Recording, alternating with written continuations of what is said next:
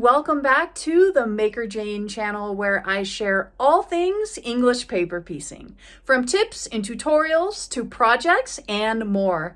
So if you love EPP like I do, please consider subscribing. In this video, we are going to continue on with the English paper piecing skill building series, Flowers and Butterflies. If you are interested in joining along in the skill building exercises, be sure to check out the links down below in the description, where I've got all the information for you on how you can participate in the Flowers and Butterflies skill building series. Here on the design wall, you can see some of the flowers that I have made as part of the number 2 pattern. The pattern does include 3 different sizes of flowers and 3 different sizes of butterflies.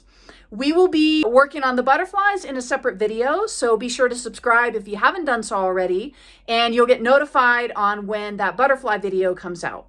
So in this video, we're going to focus on the flowers of pattern 2, and you can see the 3 different sizes here. I've got a small, a medium, as well as a large. I would probably recommend starting with a medium or maybe even the large size if you're a beginner. If you're more experienced with English paper piecing and you want to challenge yourself, then definitely work with a smaller size than you're normally used to working with. So perhaps that might be the medium or definitely the small. This particular pattern, we're working with a hexagon, but we're also working with shapes that are going to have these elongated edges and very skinny widths. So you can see that here. I would say the width of these petal pieces here are no more than about 3/8 of an inch. So if you want to challenge yourself, work on the smaller templates, and these are going to be a challenge. So in addition to the skinny shapes that have the elongated edges, we're also going to be working on bringing together multiple points within one spot. And these can get quite tricky. So I want to share with you in this video some tips on how you can ease that process, make it a little bit more enjoyable, and just have fun with the process. Because flowers are not the only place you're going to find seams where they all join and you've got multiple points coming together in one spot. So this is a great pattern to kind of get you familiar with how that works if you're new to English paper piecing, and it's a great pattern to challenge you if you're more experienced with English paper piecing. So let's head over to the table and we'll get right into what it's going to take to make these flowers. So the first thing you need to do before we can get into it is you need to decide what size flowers you want to make. There are templates for a small, a medium, and a large size flower within the pattern. And I've also included the finished dimensions, so you can decide how big of a flower you want based on those finished dimensions. For the purpose of this tutorial video, I'm going to be making the medium size flower. Once you've decided on the size flower that you want to make, go ahead and print out the corresponding templates for that size. Once you've got those printed out, you'll need to cut your templates so that you can then begin your English paper piecing. So I have some templates here that I've already cut out and they are ready to go. So let me move these flowers out of the way and we'll talk about the templates. The instructions within the pattern are very clear on what templates go with which size, so just refer to the pattern on which page to print. Each flower for this particular pattern is going to have a centerpiece, and then it's going to have 6 petals. The petal pieces are made up of 2 shapes. You've got this kind of a picket fence type of shape, and then you have these elongated edges that join to the outer sides of that picket fence shape. For each petal, you'll need 2 of these and 1 of these. So once you have all your shapes cut out and accounted for, the next step is to begin basting them to your fabric. So I have a few here that I've already tacked the template piece to the fabric, and I prefer to use glue to do so. If you're a thread baster, you're more than welcome to thread baste this pattern, but I am a glue baster, so that's the technique that I cover in the pattern. But everything else is going to be the same. Instead of using glue, you're going to use thread. The order in which you baste and the direction in which you baste is going to be the same. So to begin with, you're going to go ahead and start basting your shapes. And because we covered hexagons in pattern number 1 of the skill building series, I've already basted my hexagon and we will not be covering that in this video. So if you're new to the series, be sure to check out pattern number 1, which is a free pattern that you can download at the link down below in the description. And it's all hexagons. So if you're brand new to English paper piecing and you want to start with hexagons, definitely check out that pattern. So my hexagon is already basted. The next shape we're going to work on basting are the petals. So let's start with this larger shape first. When I'm working with shapes that have different lengths in the sides, I like starting with the shorter side first. So I'm just going to start at the base. And I put a little bit of glue down and then press that fabric up and over, just like we did with the hexagons in pattern number 1. Then I move around to the next side. And I always like to work in the round when I'm basting my English paper piecing shapes. It just keeps things simple and it helps me to keep the direction of my seams, my seam allowances, consistent. And I highly recommend that you do the same. Because when we start working with shapes, which we're going to be doing in a little bit, when we start working with shapes whose seam allowances don't necessarily lay flat behind the paper, but maybe stick out a little bit, and I don't have an example here to show you. Well, actually I do. So here's a piece of the one of these petal shapes that has been basted. You can see the seam allowances have these little tails that stick out. So when we start working with shapes that are going to have tails sticking out, it's important that we are consistent in how we baste every single shape that is the same. Because we want all of our seam allowances going in the same direction so that they reduce bulk and they don't cause any problems as we're stitching. And I'll explain more about that in the later part of this video. So I'm just working my way around this shape. With this particular shape, you really could have started at any edge. Wherever you start, just make sure you're consistent with the rest of the pieces that are of that same shape. So I've got the first one basted. I'm going to go ahead and finish basting the rest of my petals in the same exact way that I basted the first one. So again, I'm just being consistent. I know that I started at the bottom, so I'm going to start at the bottom on all of these pieces. And because I'm right-handed, I'm actually basting around the shape in a counterclockwise direction. If you are left-handed, you're going to go in the other direction. You're going to baste around the shape, starting from whatever side you want. You could start at the base, just like I did. But you would actually, instead of doing this side, as I did, you would go to this side and baste around the shape in a clockwise direction. And that's noted in the pattern. So when I mention that in the pattern, this is exactly what I'm talking about, just to give you a visual, because I know sometimes it's a challenge to understand, if you're a visual learner, to read quilt instructions that are written instead of, visually described. So go ahead and baste all of your middle petal shapes.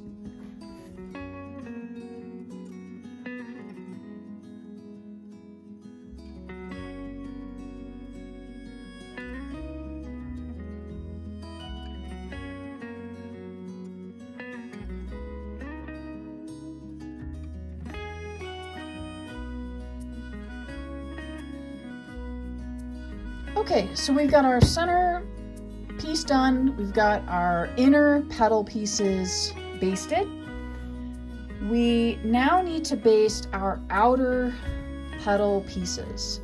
These shapes are going to be much more critical in making sure that they are basted accurately, because these long corners here are what create the corner here and the corners here.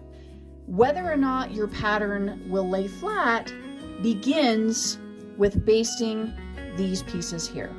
Okay, so it's very important that we pay close attention to how we're basting and just making sure that we're getting the crispest corners that we can get so that everything fits together properly. All right, so I'm gonna just kind of move these up out of the way for now, and I'm gonna show you how I baste these shapes. So this particular shape is much more important when it comes to the order in which we baste our sides. We want to end with this long side because that is going to push our seam allowances in the direction that we want them. We want our seam allowances, our little tails that flap out, we want those facing away from the longest side of this piece. For a couple reasons. One is because it's going to make stitching the pieces together much easier. And two, it's going to make this corner much more crisp and easier to line up when we get to that step. Okay? So now that we know why we need to be persnickety about these pieces, let me show you how I recommend basting them. So because I want to end on the long side, and because I'm right-handed, I'm actually going to start on this side here. And when you're basting, it helps to hold the paper piece, even though we've already tacked it to the fabric, so it's attached to the fabric, it can still slip and move around. So it's good to secure it just by kind of finger pressing that down and hold the paper template and the fabric in place so that when you go to fold over your seam allowance, the fabric doesn't shift around and cause you to lose any of your seam allowance amount on any one side. And as you practice this and as you baste more shapes, you'll get to know what I'm talking about, because things will start shifting if you don't hold that down. So the next side that I'm basting is the opposite side from the long side. So if you're left-handed and you're basting in the opposite direction, your shape is actually going to look like this, and you're going to start here and then you'll work your way around this way and then this way, and then finish with that long side. Okay, so continuing on, we'll do the last short side. And this edge is really critical because see how this fabric wants to move? If I don't hold it with my finger, it will move, and then I will lose my seam allowance on this side. So you just want to make sure that you're just kind of holding everything in place as you work your way around your shape. And then the final side that we want to baste is that longest side of the shape. So we do that last. And again, just kind of hold everything in place. And I like to start at one end and really make sure that I feel underneath my finger that point that comes out. And then I work my way down and do the same thing at the other end and make sure that I feel the point of that paper and where that fabric has folded over to create that point. And that's it. So now we have a shape where our tails are facing away from that long side, which is exactly what we want, because when we go to stitch them to our other petal pieces, that'll keep those tails out of our way, helping us to line up our corners better. So go ahead and baste the remaining outer petal pieces in the exact same way as we basted this one. And then the next step is I will show you how we will begin stitching our petals together.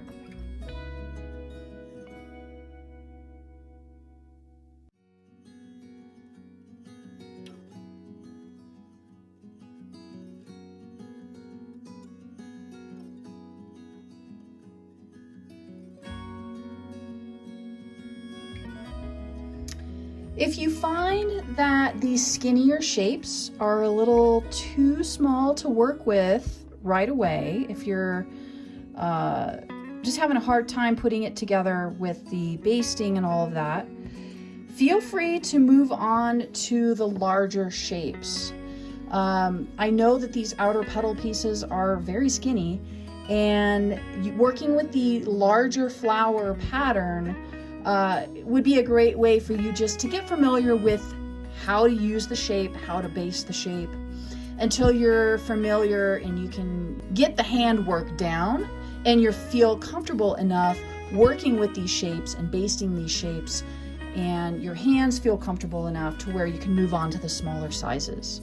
So just keep that in mind. If you have any difficulty with these smaller pieces, you can always move up to the larger size in the pattern. And that's why I've included 3 different sizes for you, so that depending on your skill level, you can choose which size works best for where you're at.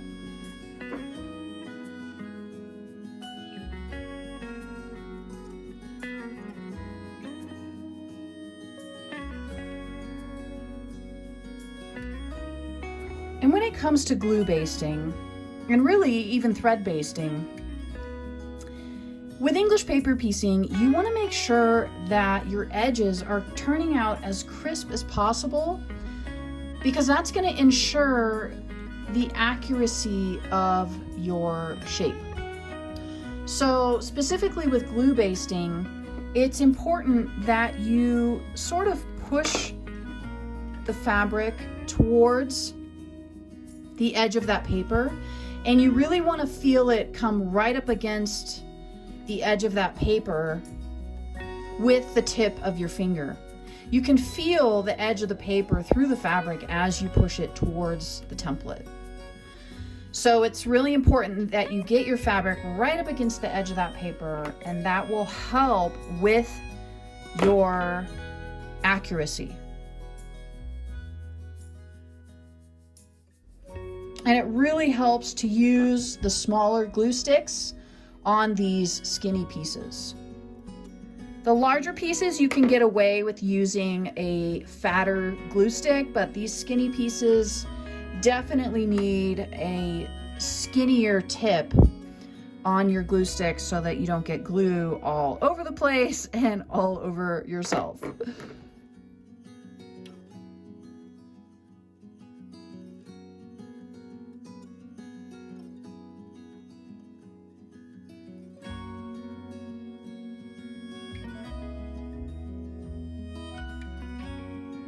So now that we've got all of our pieces basted, again, we should have 6 inner petals, 12 outer petal pieces, and 1 centerpiece. Now it's time to start stitching them together. So you're going to need a coordinating thread. If you're working with fabrics like I am that are very different in their value as well as in their color, you could do a couple of things. You could choose a separate color thread for each section of the flower, or if you just kind of want to sit and stitch and you don't want to have to worry about changing your thread every time you change a shape, go ahead and pick a color that coordinates with all of these and that will blend in the best. So the first step in assembling our flower is to first assemble the individual petals.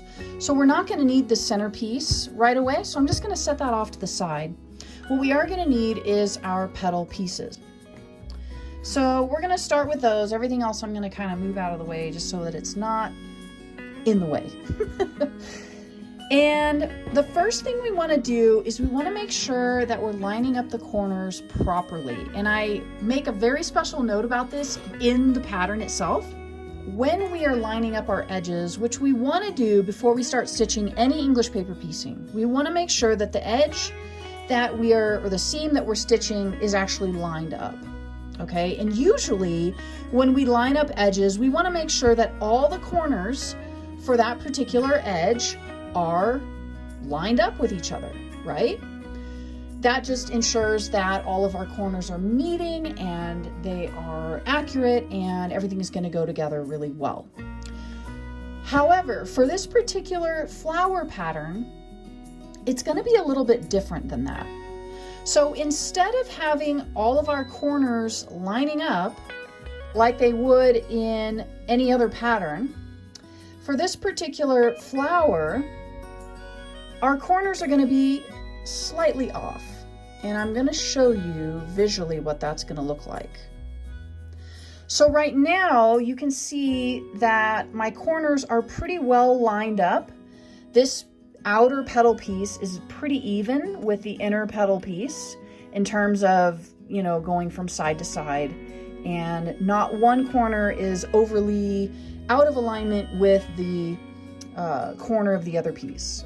Okay, it's pretty well balanced. So I'm looking at this corner here and this corner here. We don't want it to look like this for this particular pattern. And the reason is because as we start assembling these petals together, this corner is going to get way too fat if we left it aligned the way it is right now. The way this pattern is designed is for the outer petal piece, which is this top piece here, to be slightly shifted this way. See if I can demonstrate this without it being stitched together. So you can see that the edge on the left is perfectly lined up with the corner of this center petal piece. But the edge on the right is not. Let's see if I can point this out with my scissors. See this little notch right here on the center petal piece? It's not focusing on it. There we go. So there's a little notch here. If I fold my seam allowance down out of the way, you'll see right there, it doesn't line up with the corner of this piece, doesn't line up exactly with this piece. And that is exactly what we want. We want it to look just like this. And that little space is going to actually allow all of our petals to fit together around our centerpiece. And the design was designed specifically like that so that it would be easier to work with these pieces. If I had changed the design so that all the corners would match up, then these pieces would no longer be symmetrical, and it would be much easier to get them confused and flipped around and accidentally stitch them together in the wrong position, and all sorts of funky things could end up happening if I had designed it the other way. So to keep things simple and to keep everything symmetrical so that you can, you know, flip these around, and it doesn't matter if I grab one out of the pile, and it doesn't matter what side I put it on, it's all going to fit together. In order to ensure that's possible, we have to shift this piece over just enough so that these corners still match up, but this corner is just inside this corner. Okay, so before you begin stitching, just make sure that your corners look just like how I just explained.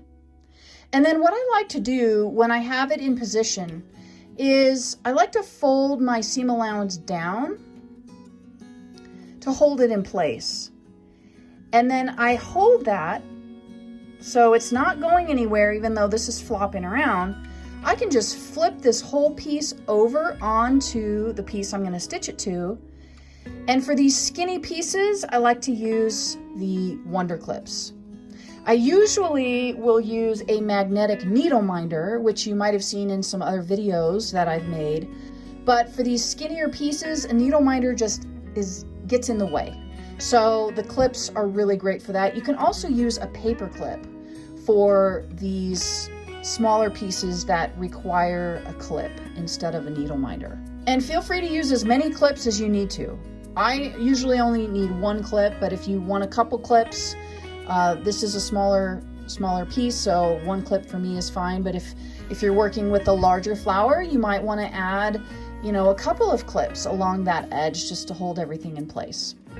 So once you've got it all aligned and ready to go, you can go ahead and start stitching just like you would any other English paper piecing project. And just a quick recap of how we do our stitching, or how I do my stitching, is I always bury my thread underneath the seam allowance just to keep the tail of that thread out of the way, and pull the thread through, leaving a tail so that you're not pulling that thread through all the way. And then I flip it over so that the seam allowance is facing me, and I start at the edge that's closest to me. You may start at this edge, and that's totally fine. So just arrange it in your hand however you stitch your English paper piecing. So if you want to start closest to you and work your way away from you, then you would hold it this way. If you want to start away from you and stitch toward yourself, then you would arrange the piece in your hand this way and start here and then work your way down. So however it's most comfortable for you, definitely hold it in whatever manner is best for you. I'm going to start at this end, and I already know that my edge should not line up on this square end of the petal. So where I'm going to start my stitch is going to be just inside of this point. So we don't want to stitch here, because remember, we don't want those edges to be lined up exactly. We want to start just a hair inside, right about there. So I'm going to take a couple of stitches, and the final stitch is when I'm going to do my little knot. And basically I just take a stitch, and before I pull it all the way through, I've got my loop there, and I just send my needle through the loop, pull, and I create my knot. And then we're just going to continue down this seam with a simple whip stitch. So you just send your needle through the edge of your templates, and we're only picking up a few threads of fabric from either template. You want to try to avoid picking up the paper that's inside of your shapes. We don't need to pick up that much fabric. It's really just enough to get a hold of the fabric. So if you find that you're poking into your paper, you may want to try a different needle. Your needle might be too thick. And I do have a video on the best needles for English paper piecing, which I will link to up above here. So you be sure to check that out if you're curious about needles, or if you want to maybe try out a different needle if you're not happy with your stitches. That needles video has got some great tips for you. So again, we're just picking up a few threads of fabric from each template piece. And that's all there is to it. It's just the simple whip stitch all the way down. And a lot of people, I get a lot of questions. People ask how many stitches per inch. And really, I've heard and have seen a lot of variation in answers from other people who are teaching English paper piecing. I tend to stitch about, I don't know, 1/8 of an inch stitch length So that would equate to about 8 stitches per inch. You can go tighter. You can go farther apart. What I would recommend is experiment. Stitch one close together, stitch one farther apart, and see how you like it. What you want to make sure of is that your stitches are close enough so that your pieces, once you open them up, which we'll do here in just a second, but you want to make sure that your pieces don't have space in between them along that seam line when you open up your pieces. And I'll show you what that looks like here in just a second. So as you get closer to the end, you can remove your clip as needed. And when we get to the end, we definitely want to make sure that these corners are lined up, and we make our final stitch to make sure that those corners do line up.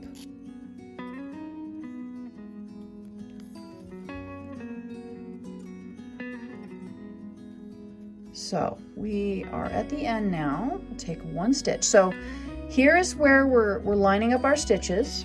And you can see here we've got the edge of the center petal, and we have the corner of the outer petal, which is a little bit harder to see because it's a different angle, and we've got this tail here.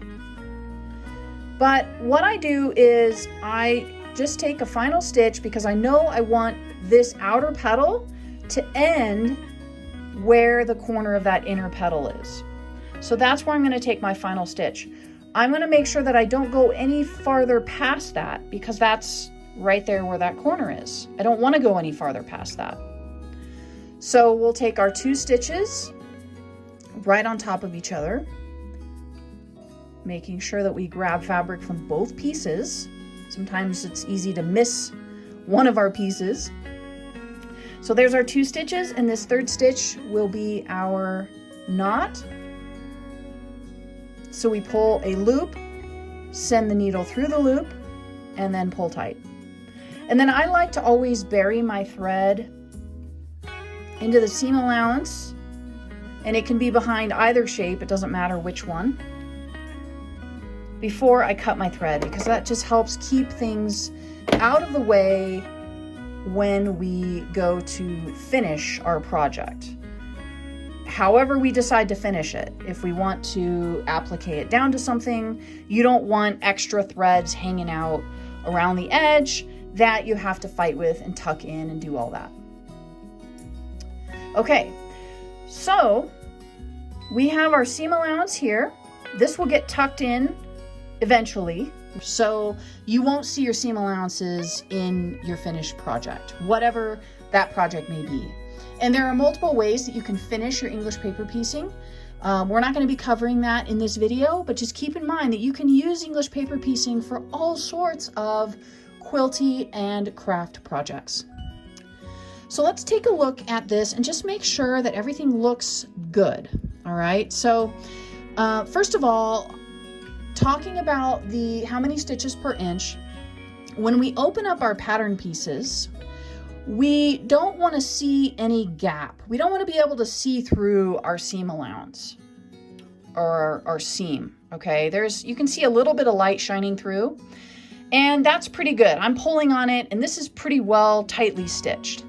But I have actually sewn myself. I have sewn pieces together where I was experimenting with my stitch length, and I had a lot more space between my stitches, and I could pull my pieces apart and almost get 1/8 of an inch of light in between my 2 pieces. That's how much gap was created in the seam because my stitches just weren't close enough. So through my own experimentation, I have discovered, for my liking and the way I like my pieces to fit together, to stitch about 8 stitches per inch, give or take. It might be closer to 9 or maybe even 10 stitches per inch. But again, it's also going to change based on your mood, or if you're in a hurry and you want to finish your project, you might, make some allowances and start spacing your stitches apart. So just know that depending on how far apart your stitches are, that's going to determine how strong your seam is, okay? All right, so let's go ahead and stitch the other side of our petal. And basically we're gonna do the exact same thing we did with this seam, but it's gonna be in reverse, okay? If you're right-handed, we are now going to be working from this side. Whereas before, so these corners, whereas before we were working from this square corner on the inner petal. So because of that, instead of making sure that this edge is slightly off, we're going to be over here, and we know that this edge needs to be right on, whereas it's this edge that needs to be slightly off.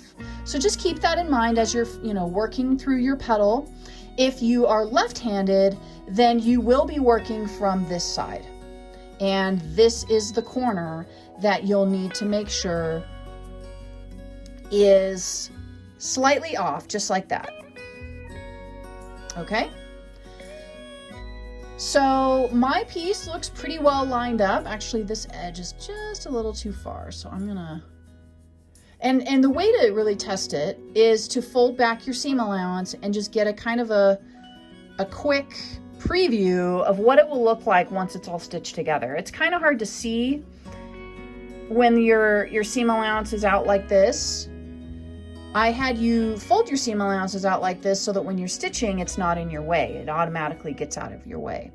But when we're auditioning it and we're kind of holding it together, you can fold it down, use that seam allowance to hold things and audition things. So this corner looks pretty good. You can get away with being over that edge just slightly if you need to. So it looks like I'm a little bit over that edge. And just to double check, I'm holding it in place by holding that seam allowance down on the back and kind of securing it with my thumb. And then I'm just gonna use my finger to fold this seam allowance down just to get an idea of what it's gonna look like and how it's gonna line up. So that looks good. I like that little gap there, and that's exactly what I want it to look like. So without shifting anything on the seam allowances behind, I'm still holding it tight here. So I'm just gonna flip it over right where it is. And that ensures that nothing moves side to side so that this corner is still exactly where I want it to be. Then I can let go and secure it with a clip. So again, if you're left-handed, you're gonna stitch from this side. If you're right-handed, you'll stitch from this side. So we bury the thread.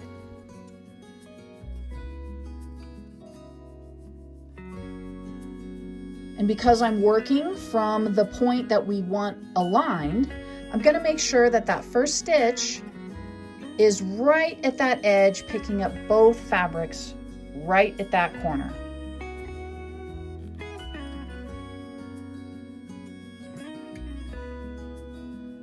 If you are working from the edge that is not supposed to be aligned up, then you'll want to refer to the section that I covered previously when we sewed this piece for how to start your stitch. So you can rewind the video and rewatch that if you need to.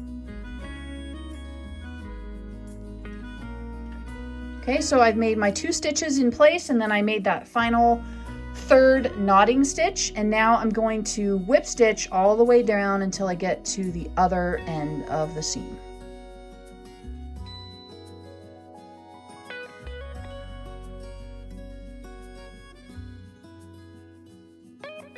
Another way to make sure that your seams don't end up with space in between them is to make sure that you're pulling nice and tight when you pull your stitch through. And the type of thread that you're going to use, or the type of thread you're using, is going to determine how tight you can pull. So if you're using polyester thread, then you can pull pretty tight on your stitches. If you're using cotton thread, you may need to be a little bit more careful. I have had cotton thread snap on me if I pull too tight on my stitches. So just keep that in mind.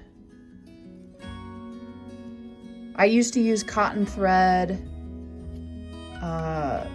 only, and I started experiencing more thread breaks.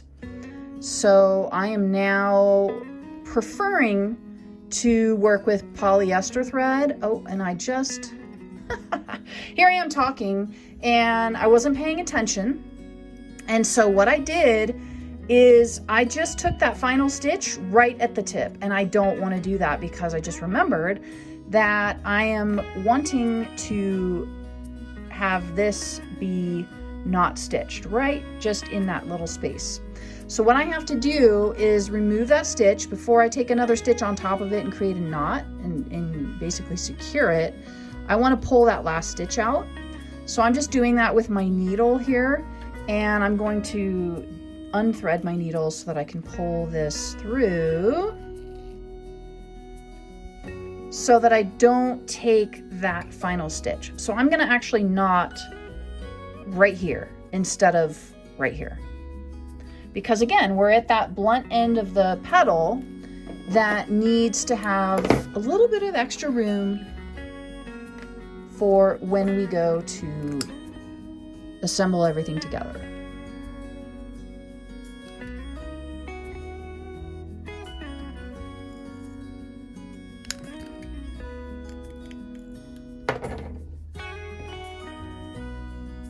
Okay, so let's go ahead and knot right there where I stopped. Take another stitch and then take our last stitch and send the needle through to make that knot. And then I'm going to bury my thread again.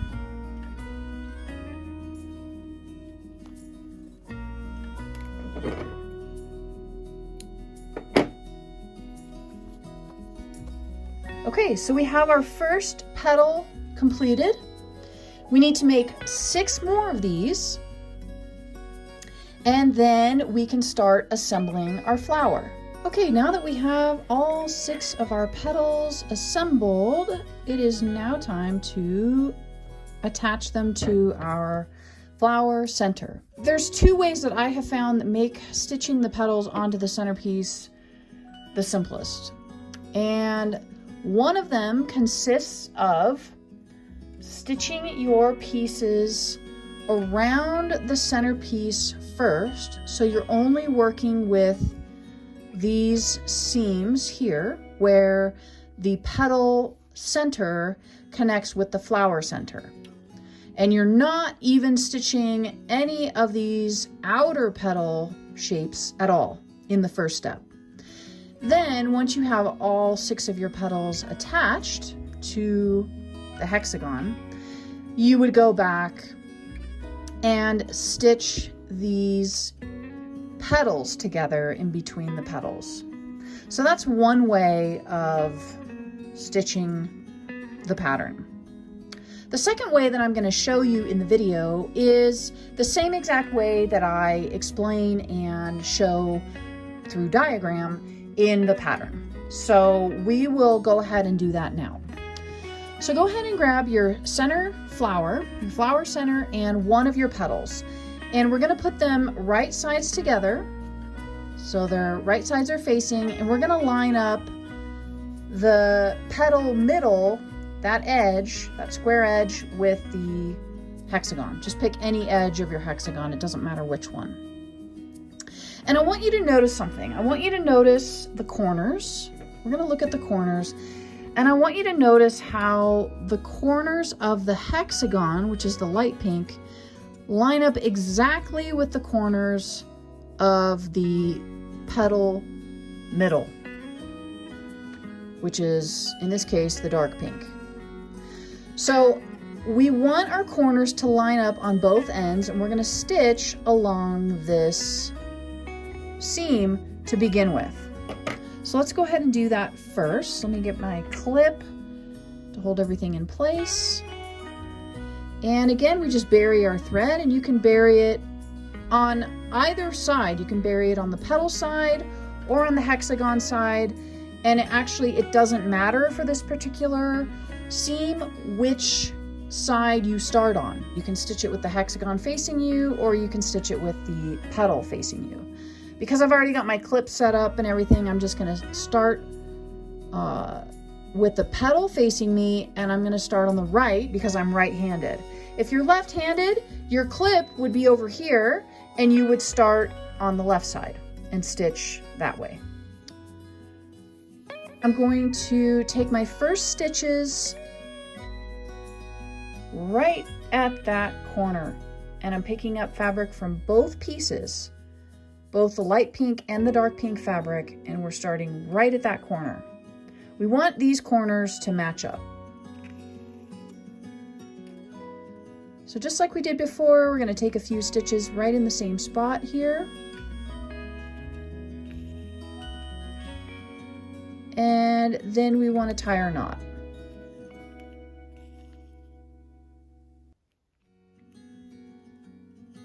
Okay, once we've tied our knot, then we can continue down the seam until we get to the other end.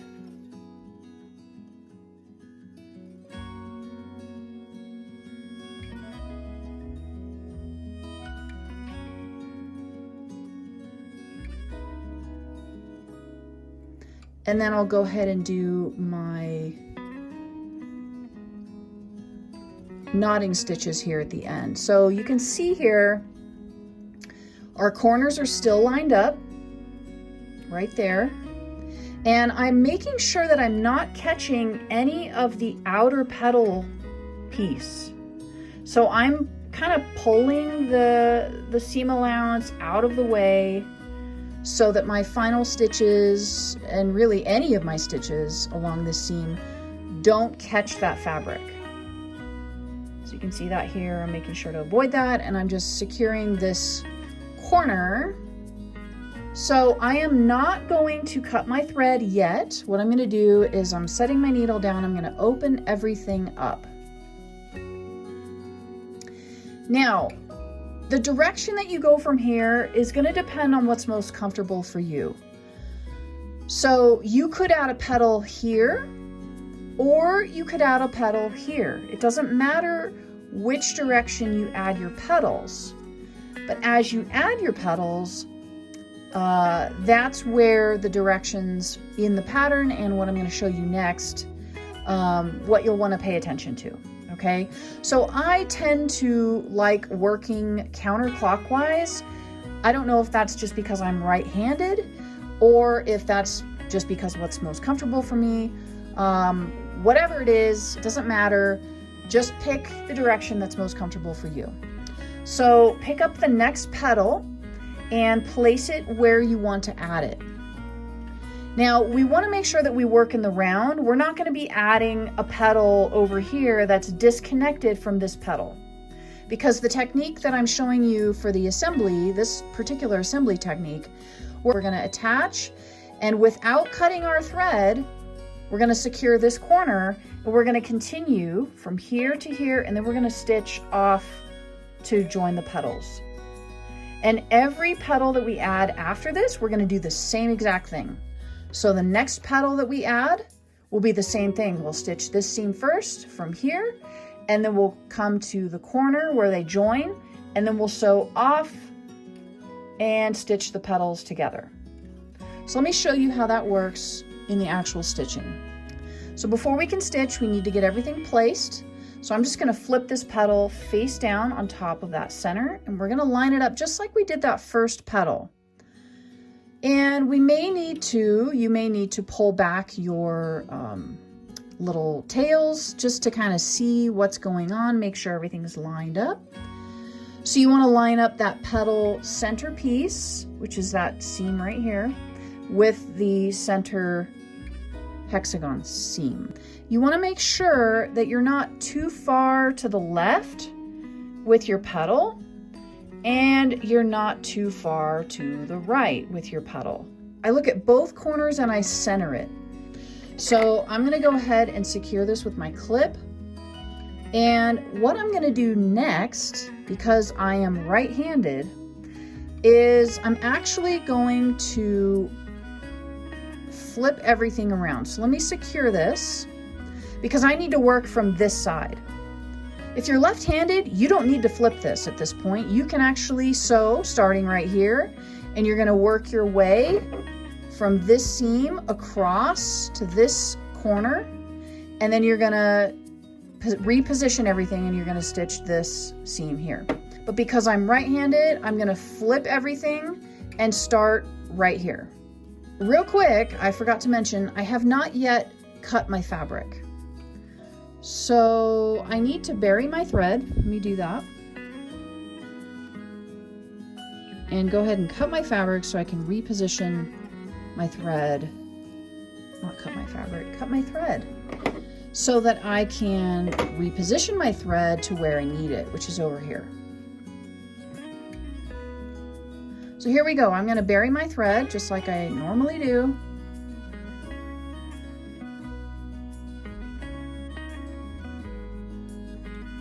And again, I don't want to stitch any of this outer petal fabric. I want to keep that out of the way. So I'm just going to kind of tuck that down with my finger. And I'm going to stitch these two pieces together, starting right at that corner, just like we did before.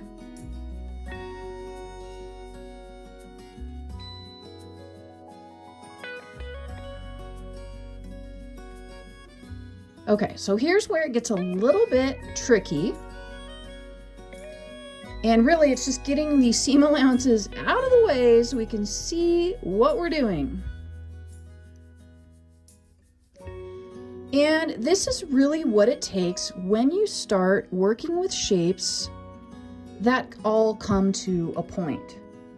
It can get a little tricky with different seam allowances that are all coming together in the same place. So you just gotta kind of work with it and do the best you can. So I am right at the edge of the fabric on the inner petal, and I'm right at the corner of that hexagon. So I'm gonna take my securing stitches here, and again, I'm making sure not to pick up any of the outer petal fabric, which is this blue fabric. We're not quite ready for that piece yet.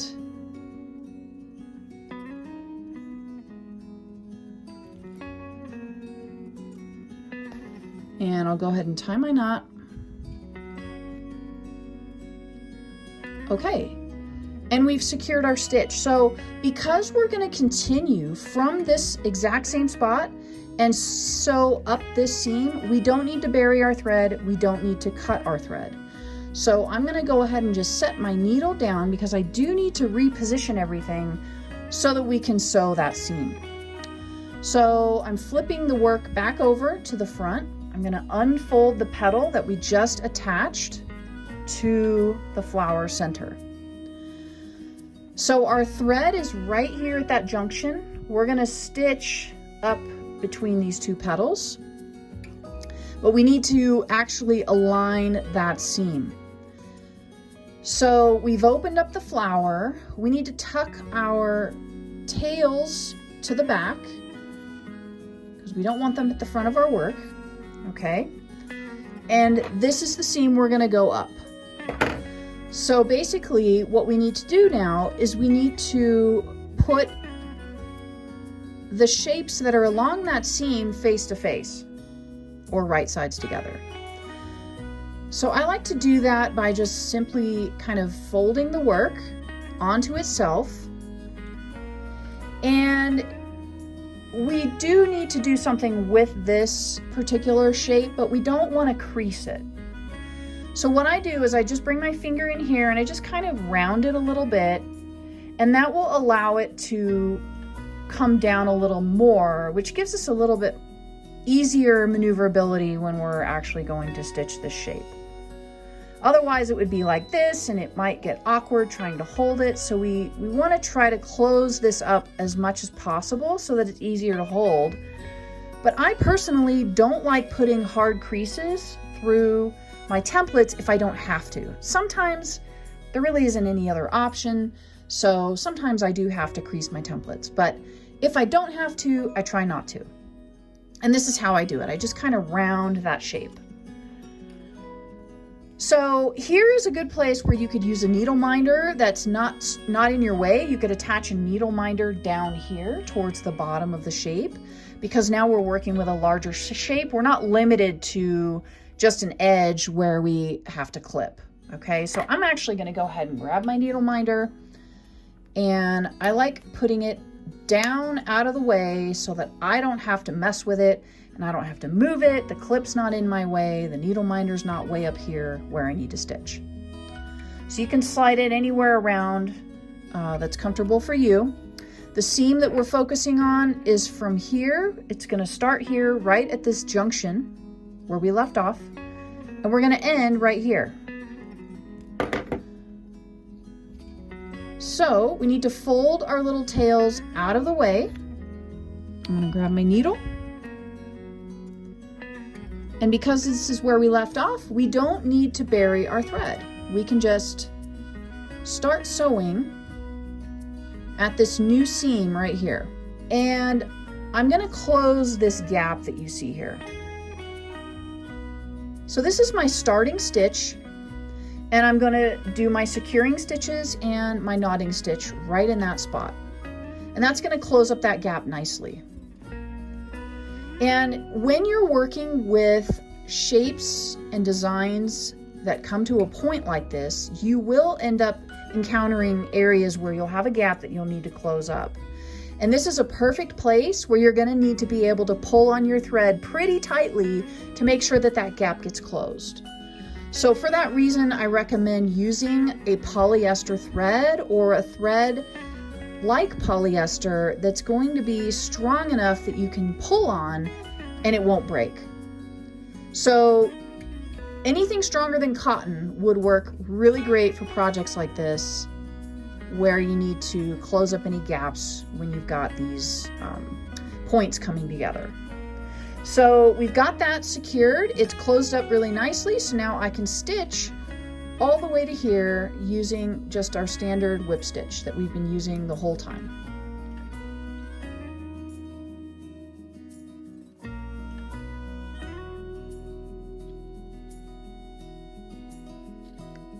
Okay, so once you get to the end, you want to make sure that you don't go past this flat angle, because the seam will continue on, but that is a separate seam, and you want to be able to open your flowers. So you don't want to go past that point.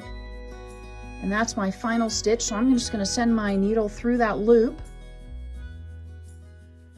So you can see here the angle stops here and then it changes and goes this direction. So you want to make sure you don't go past that point. And once you've got your petals stitched together, then you can open everything up and see how well it fit together. And we've got everything laying flat so far, which is perfect. That's exactly what we want.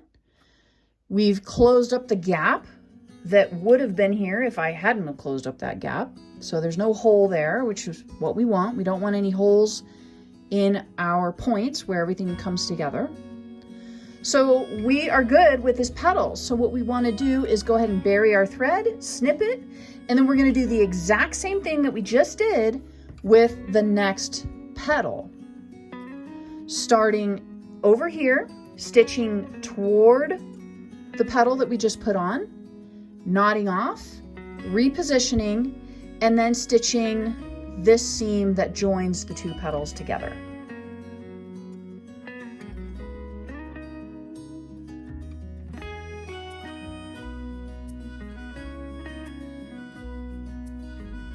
And just continue all the way around the flower until you've attached all of the petals. When we get to the last one, I'll show you what to do on that one. Okay, we are now on the final petal. So what we're going to do for this petal is, rather than try to start at one petal seam and work our way all the way around, it's easier if we line up the foundation of the petal just like we did, stitch that first, and then continue on to one of the petal seams, and then come back and do the final petal seam. Go ahead and line up that final petal to the flower center, again making sure that both sides are even and that it's right in the middle of where it needs to be. Go ahead and secure it either with your needle minder or a clip if you're using a clip. So to be consistent with how I've been sewing my petals on before, I'm going to flip my work and I'm going to start at this corner and I'm going to work my way towards the left and then up this petal once we get it positioned so we can stitch the petals together. So we're going to secure our stitches here at the beginning, secure the seam just like we normally do with all of our English paper piecing.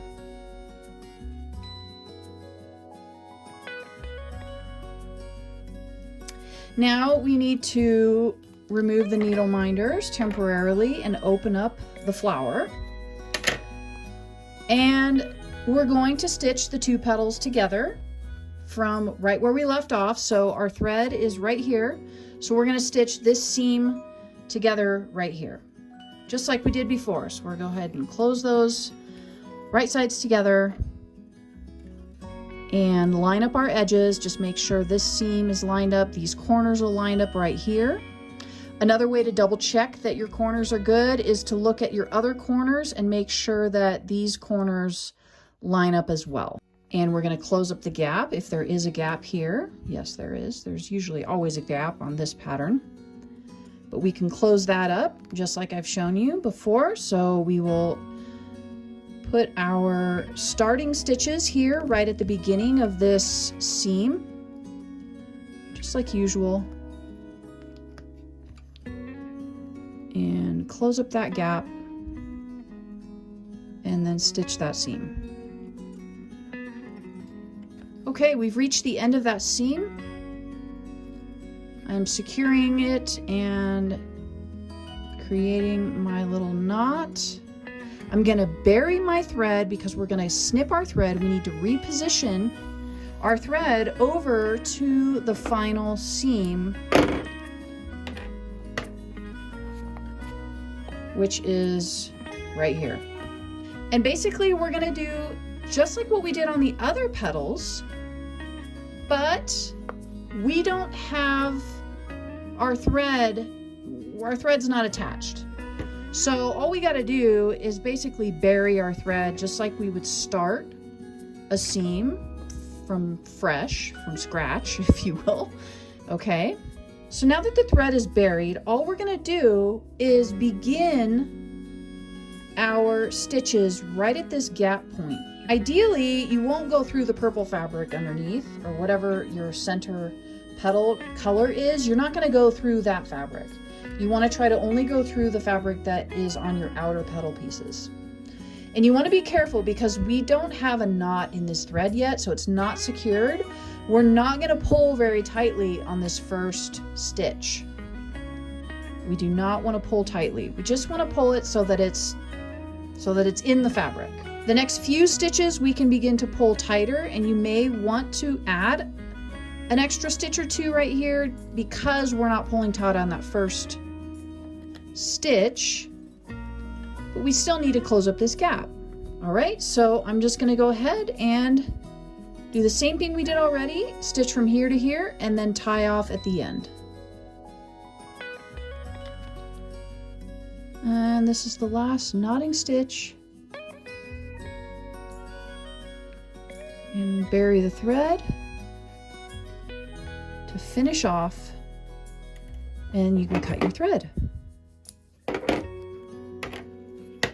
And the flower is complete. So if you need to, you can kind of flatten out your hexagon. It's going to be a little bit rounded from when you were maneuvering it. If you want, you can put this under a hot iron and just press it briefly just to kind of set your stitches. All right, that's it for the Flowers and Butterfly #2 flower that we covered in this video. If you learned something new from this particular pattern, let me know in the comments below. I love hearing from you and getting your feedback on my videos as well as my patterns and anything that you're learning or maybe you're challenged with in English paper piecing. I'm also happy to help and answer any questions you have. Next week, we'll be covering the butterfly from Flowers and Butterflies #2.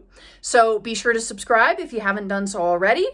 And if you don't have the pattern yet, Check out the link down below. So I'll see you in the next video. Until then, keep on stitching.